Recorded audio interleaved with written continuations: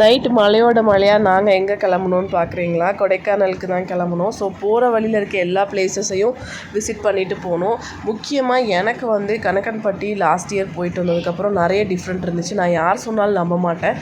So எனக்கு ஒரு விஷயம் நல்ல விஷயம் நடந்தால் மட்டும்தான் நான் உங்ககிட்ட ஷேர் பண்ணுவேன். ஸோ இந்த டைம் கனகன்பட்டி போகணுன்னு சொன்னேன். நாங்கள் நைட் போகும்போது ஒரு 11 இருக்கும். நாங்கள் ஆஃபீஸ்க்கு கால் பண்ணி கேட்டோம். அவங்க 1 மணி வரைக்கும் தரிசனம் இருக்கும், நீங்கள் வாங்க அப்படின்னு சொன்னாங்க. ஸோ இப்போ பார்த்தா விடிய விடிய ஒரு 12 வரைக்கும் அவங்க அன்னதானம் பண்ணுறாங்க. மறுபடியும் காலைல அன்னதானம் வந்து 4-5 மணிக்கெலாம் ஸ்டார்ட் ஆகிடுமா. ஸோ லாஸ்ட் டைம் நாங்கள் இந்த கோவிலை பார்த்ததுக்கும் இப்போ நிறைய மாற்றம் இருக்குது. நிறைய ஃபெசிலிட்டிஸ்லாம் பண்ணி வச்சுருக்காங்க.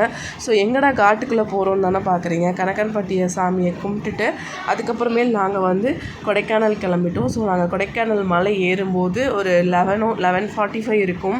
ஸோ ரொம்ப த்ரில்லாக தான் இருந்துச்சு. ஸோ அங்கே போய் ரெஸ்ட் எடுத்துகிட்டு மார்னிங் வந்து எல்லா பிளேஸஸ் போய்க்கலாம் அப்படின்னு சொல்லிட்டு கிளம்பிட்டோம். ஸோ 1 வீக்காக ஹாஸ்பிட்டல் ட்ரீட்மெண்ட்டு நடந்துட்டு ரொம்ப ரிலாக்ஸாக இருந்துச்சு எங்களுக்கு இந்த ட்ரிப் வந்து.